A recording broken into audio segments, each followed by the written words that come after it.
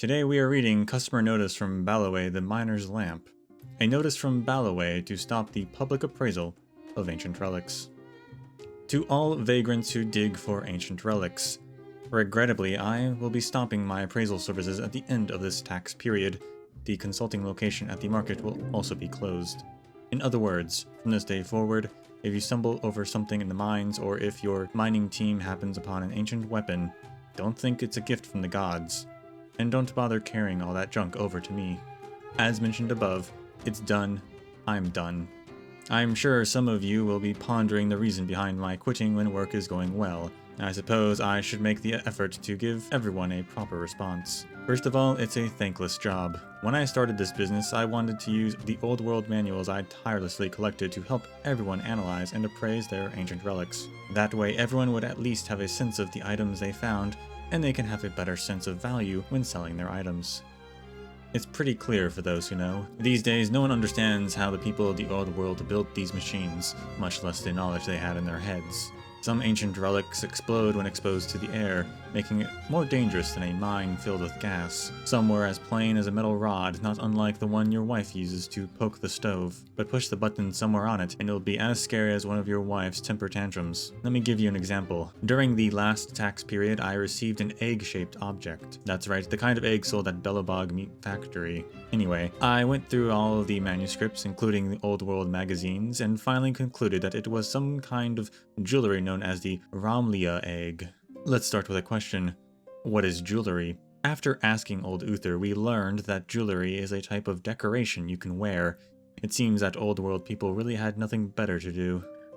The old man banged the eggs a few times on the table, then removed the pin on top, which might have been used to hang something on it. Suddenly, the egg started heating up and glowing. It produced a light stronger than hundreds of mine lamps stacked together.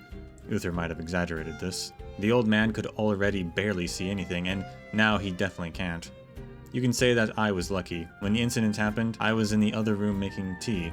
My eyes were fine, but the old man's son threatened to take out my eyes until I offered him 60 cans of goods. Do you understand now? I'm putting my life on the line for you guys, but the money you're paying me won't even cover my medical fees.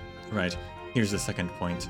Miners' lamps standards were called into question. The area outside Boulder Town is getting more and more dangerous and more vagrants are coming here. But with more people comes more gossip. I've heard enough of foolish things like Balloway is a blind appraiser or any vagrant from Rivet Town is better than him. I don't know what game they're playing with this slander, but I'm not interested. Better to simply pack my bags and leave. After all, it should be easy to find a better appraiser, right? I have been faithfully serving you lucky dogs in the past, and never thought of coveting the ancient goods you dug up. The very reason is that I am an honest person, and have never done anything to cheat. But what about those outsiders? Can you trust them? They are nothing but a bunch of self-serving scoundrels who only care for themselves. They will denigrate those goods you value, but if you believe their nonsense and sold your goods to them as if you were selling scraps, then they will happily take them to flip for a higher price elsewhere. But Miner's Lamp Balloway is not a heartless person.